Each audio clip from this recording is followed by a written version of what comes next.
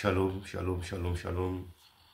Que le Seigneur bénisse, que la grâce et la paix de Dieu soient avec nous ce matin. Bonne fête à vous, que Dieu vous bénisse. Aujourd'hui, c'est un jour nouveau. Nous allons aborder un thème intitulé « Comment vaincre le négatif ». Comment vaincre le négatif. Oui, nous savons que, avant de commencer le message, je vous encourage à vous abonner à notre chaîne, à commenter notre chaîne et à partager. C'est pour l'avancement du royaume de Dieu. Shalom. Alléluia. Que le Seigneur nous bénisse. Amen. Nous allons aujourd'hui apporter ce thème du nom. Comment vaincre du négatif. Oui, nous savons que derrière chaque mot, surtout négatif, il y a un esprit qui est derrière. Et quand le diable ne veut pas que tu avances, quand le diable ne veut pas que tu progresses, il va mettre dans ton esprit le négatif. Et quand le négatif est installé, la foi n'a plus de sa place. Or, la foi, la Bible dit que la foi est une ferme assurance des choses qu'on espère et une démonstration de ce qu'on ne voit pas. En tant qu'enfant de Dieu, si nous n'avons pas la foi, nous ne pouvons rien faire. Oui, c'est ce que nous devons savoir. La foi est une ferme assurance des choses qu'on espère, une ferme assurance des choses qu'on espère, une démonstration de ce qu'on ne voit pas. La foi active beaucoup de choses en nous. Et quand la foi n'est pas là, le négatif s'installe. Et derrière le négatif, c'est un esprit, un démon qui va te freiner. Vaincre le négatif, il s'agit de penser. Oui, il faut déjà avoir une pensée positive pour vaincre le négatif. De sentiments ou d'influence, l'influence extérieure, est une tâche importante pour mener une vie épanouie et en accord avec les enseignements de la parole de Dieu. Nous allons aborder aujourd'hui quelques points pour nous aider en tant qu'enfants de Dieu, en tant que chrétiens, comment nous pouvons vaincre du négatif. Et quand tu as la capacité d'abattre ou de vaincre le négatif dans ta pensée, dans ton esprit, tu es déjà victorieux. Rien ne peut encore te bloquer. Parce que tu vois tout en positif. Ce que les autres voient rouge, toi tu vois blanc. Ce que les autres voient jaune, toi tu vois l'opportunité vert devant toi. Alléluia. La première des choses, nous devons faire quoi? Renouveler son esprit par la parole de Dieu. Il est important que chaque enfant de Dieu exerce à renouveler son esprit, à renouveler sa pensée par la parole de Dieu. Oui. Parce que la parole de Dieu est une force que nous avons. Et quand nous avons la parole de Dieu en nous, nous pouvons tout faire. Et c'est pour cela que la Bible nous dit dans Romains chapitre 12, le verset 2, l'apôtre Paul dit, ne vous conformez pas au siècle présent, mais soyez transformés par le renouvellement de votre intelligence, afin que vous discerniez quelle est la volonté de Dieu, ce qui est bon, agréable et parfait. Il faut d'abord discerner ce qui est la volonté de Dieu, ce qui est bon, agréable et parfait. Quand on discerne ce qui est agréable à Dieu, ce qui est bon et parfait, nous ne pouvons plus être négatifs. C'est une partie, un moment de transformer ta pensée, de transformer ton intelligence, de transformer tes raisonnements à la parole de Dieu. Quand nous lisons, en application, quand nous lisons, nous méditons régulièrement la Bible, la parole de Dieu aide à transformer vos pensées et à allier sa volonté. Oui, nous devons savoir que quand nous appliquons le Romains chapitre 2, le verset 2, qui dit « Ne vous conformez pas au siècle présent, mais soyez transformés par le renouvellement de l'intelligence. Et quand on met en application, en lisant la parole de Dieu, en méditant la parole de Dieu régulièrement, la parole de Dieu nous aide à transformer vos pensées négatives à des pensées positives. Et vous pouvez allier la volonté de Dieu dans le plan qu'il a pour toi, en tant qu'enfant de Dieu, en tant que chrétien, en tant que serviteur, servant de Dieu. Alléluia. Le deuxième point que nous allons aborder, ce sera la prière et la méditation. Philippiens chapitre 4, le verset 6 à 7 nous dit, « Ne vous inquiétez de rien, mais en toutes choses, faites connaître vos besoins à Dieu par des prières et des supplications, avec des actions de grâce. Et la paix de Dieu qui surpasse toute intelligence gardera vos cœurs et vos pensées en Jésus-Christ. » Pour que nous voulons mettre ça en application, ce que nous devons faire, c'est faire de la prière une habitude quotidienne. La prière permet de confier vos soucis à Dieu et de recevoir sa paix. Parce que quand nous nous confions à Dieu, nous confions nos pensées à Dieu, nous confions nos inquiétudes à Dieu, nous ne pouvons plus être négatifs. Parce que nous savons que nous avons tout confié à l'être suprême qui a créé le ciel et la terre. Et nous croyons que ce qu'il nous avons dit, il nous a écouté, il va s'accomplir, il va accomplir le plan qu'il a pour notre vie. Nous ne devons pas nous inquiéter encore. Nous devons faire de la prière une habitude. C'est pour ça que l'apôtre Paul nous dit de prier sans cesse. La prière débloque des choses, déplace les portails. La prière ouvre de grandes portes. La prière fait des merveilles. Alléluia. Peuple de Dieu, nous devons faire de la prière une habitude. Nous devons avoir un esprit de prière. Et nous devons prier sans cesse. Nous devons prier, même sous la douche, tu peux prier. En train de conduire, tu peux prier. En train de faire à manger, tu peux prier. En tout temps, nous pouvons prier. La prière nous délivre du mal. Alléluia. Alléluia. Que le Seigneur nous bénisse. Le point numéro 3 que nous allons aborder maintenant. Alléluia.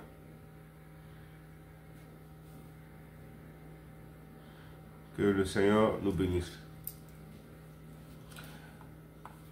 Pour vaincre du négatif, nous devons remplir nos pensées positives. Comment nous devons remplir nos pensées positives? Ô frères, au reste, frères, que tout ce qui est vrai, tout ce qui est honorable, tout ce qui est juste, tout ce qui est pur, tout ce qui est aimable, tout ce qui mérite l'approbation, ce qui est vertueux et digne de louange, soit l'objet de vos pensées. Pour vaincre du négatif, regarde tous ces mots-là, c'est ce qui doit être dans vos pensées. Il dit, ô frères, ô sœurs, frères, que tout ce qui est vrai dans vos pensées, tout ce qui est honorable dans vos pensées, tout ce qui est juste dans vos pensées, tout ce qui est pur dans vos pensées, tout ce qui est aimable dans vos pensées, tout ce qui mérite l'approbation dans vos pensées, tout ce qui est vertueux et digne de louange, l'adoration à Dieu, lui qui a créé le ciel et la terre, soit l'objet de vos pensées. Nous devons transformer nos pensées à des choses positives. Nous devons voir la grandeur de Dieu. Nous devons voir les choses de Dieu. Nous devons savoir que ce que Dieu a dit, il va le faire. Ce que sa main dit, sa bouche dit, sa main l'accomplit. Ce qu'il a promis de faire, il n'est pas un homme pour mentir, ni le fils d'un homme pour se repentir. Ce qu'il a dit de faire dans ta vie, dans ma vie, il va le faire. Et pour cela, nous devons cultiver en nous des pensées positives.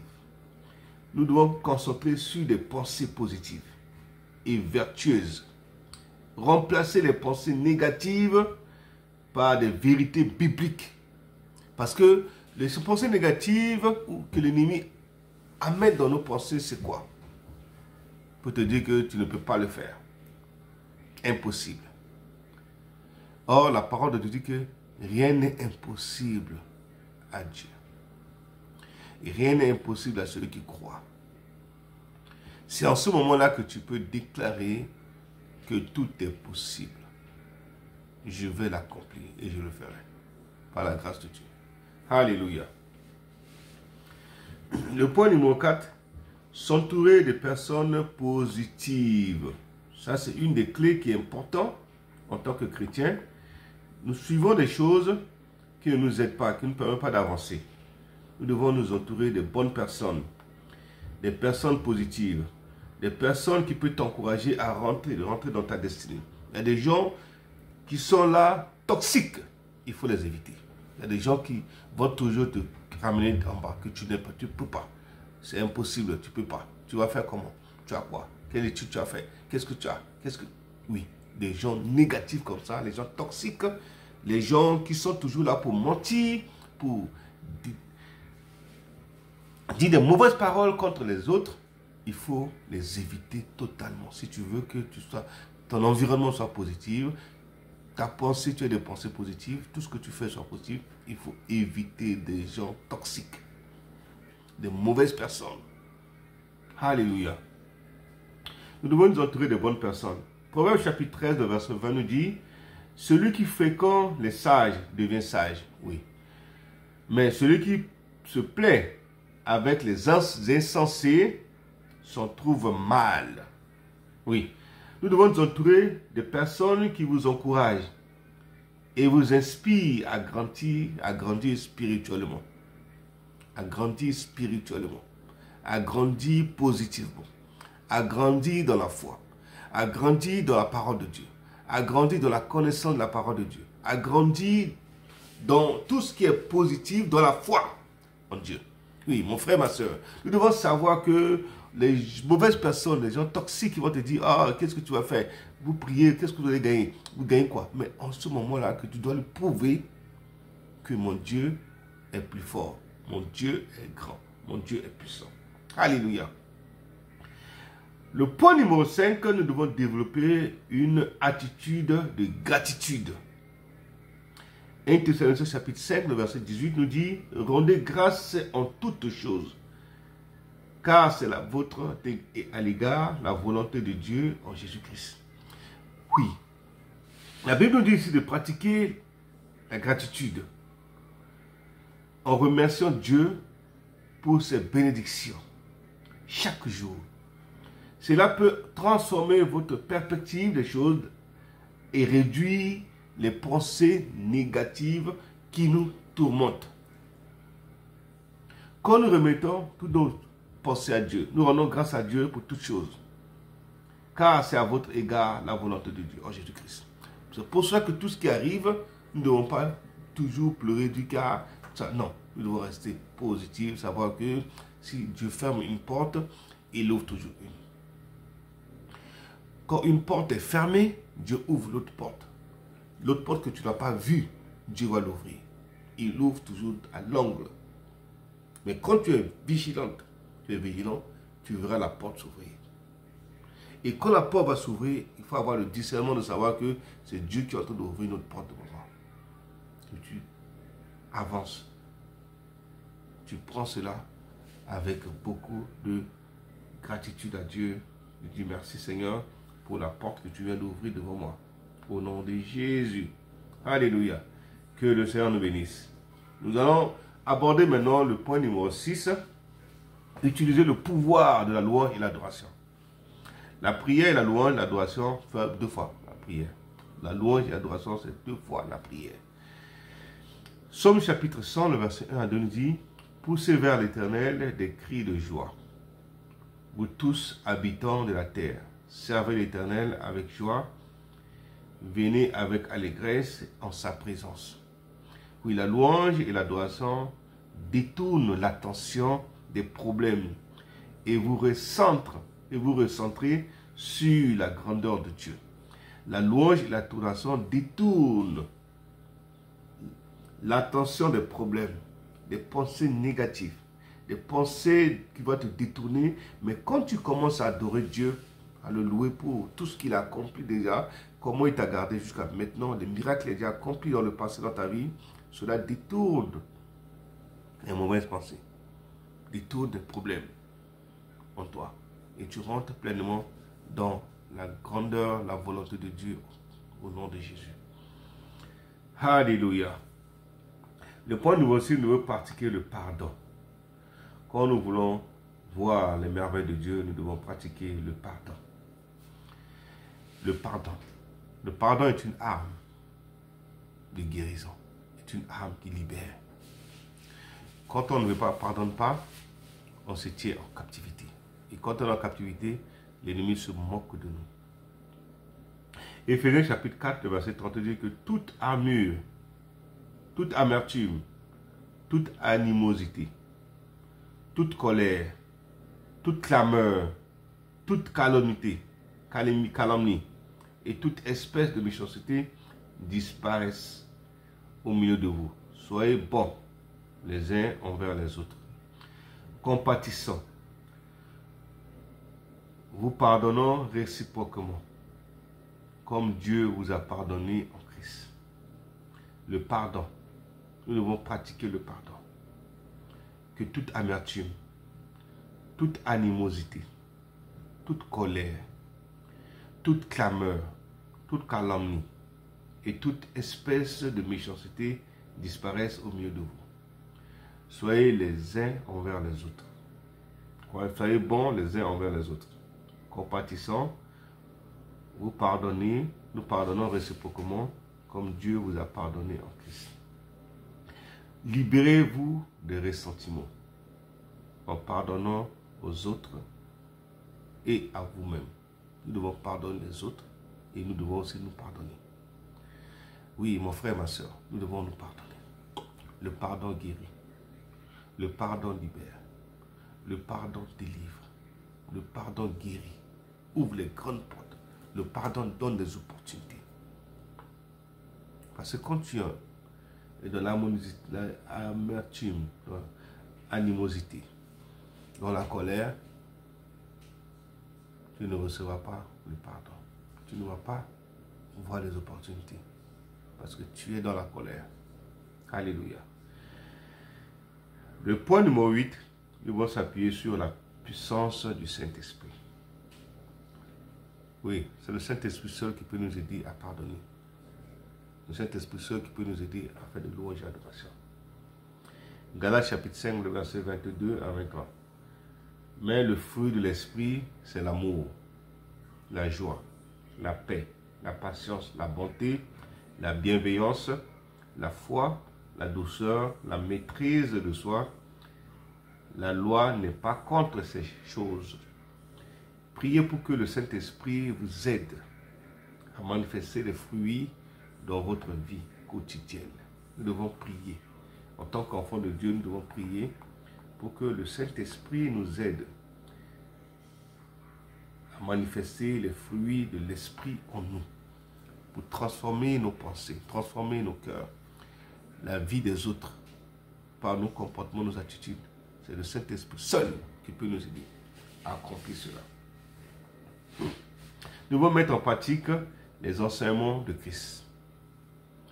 La Bible nous dit dans Matthieu chapitre 6, le verset 33 à 34, dit « Cherchez premièrement le royaume de Dieu et la justice de Dieu, et toutes ces choses vous seront données par-dessus. Ne vous inquiétez donc pas du lendemain, car le lendemain aura soin de lui-même. À chaque jour suffit sa peine. » Oui, c'est pour ça que tu ne dois pas voir toutes les choses négatives. Tu vas penser que c'est parce qu'aujourd'hui ça n'a pas marché. Non, chaque jour est différent. Oui. Nous devons prioriser la recherche du royaume de Dieu. Et faites confiance à sa provision. Dieu est notre provision. Il est notre pourvoyeur. Il est notre bénédiction. Quand il décide de faire quelque chose pour toi, il le fait. Le Dieu que nous servons est un grand Dieu. Le Dieu que nous servons est un Dieu puissant. Le Dieu que nous servons est un grand Dieu qui peut tout accomplir dans nos vies Et il n'aura pas besoin de demander la permission, le conseil à quelqu'un pour te bénir, pour t'élever. Mais il le fait de lui-même parce qu'il est l'être suprême, il est Dieu. Nous devons nous focaliser sur les promesses de Dieu. Le point numéro 10, nous devons nous focaliser sur les promesses de Dieu pour vaincre les points négatifs dans nos vies. 2 Pierre chapitre 1, le verset 4 nous dit « Lesquels nous assurent de sa part les plus grandes et les plus précieuses promesses, afin que par elles, vous deveniez participants de la nature divine, en fuyant la corruption qui existe dans le monde par la convoitise. » Nous devons savoir une chose, que le Dieu que nous servons est un grand Dieu. Nous devons méditer sur les promesses de Dieu pour renforcer votre foi et votre espérance. Nous devons méditer, nous devons rappeler à Dieu, méditer et rappeler à Dieu les promesses qu'il a faites pour toi. Et quand tu médites sur les promesses de Dieu, tu verras accomplir, tu vas lui rappeler chaque jour. Et quand quelque chose de négatif arrive dans ta pensée, tu peux juste rappeler à Dieu les promesses de Dieu. Quand les promesses de Dieu sont établies en toi, tu vas maintenant vivre les choses. Les choses vont maintenant se réaliser en toi. Les choses vont maintenant venir en toi. Il est important en tant qu'enfant de Dieu de méditer sur les promesses de Dieu pour renforcer votre foi et votre espérance. En mettant en pratique ces principes bibliques que nous venons de voir, vous pouvez vaincre les pensées et les influences négatives en vous et vivre une vie plus épanouie, et la paix de Dieu va être en vous en tout temps. Que Dieu nous bénisse, que la grâce et la paix de Dieu soient avec vous. Je suis encore votre pasteur, le pasteur Saturnin du Tabernacle, Centre de la foi. Je demande également à mes frères, les sentinelles, de s'abonner, de nous encourager. C'est pour l'avancement du royaume de Dieu. Que Dieu vous bénisse, que la grâce et la paix de Dieu soient avec vous. Partagez, commentez, et cela nous édifiera les frères qui sont aussi dans l'inquiétude, dans les pensées négatives. Que Dieu nous bénisse. Soyez bénis.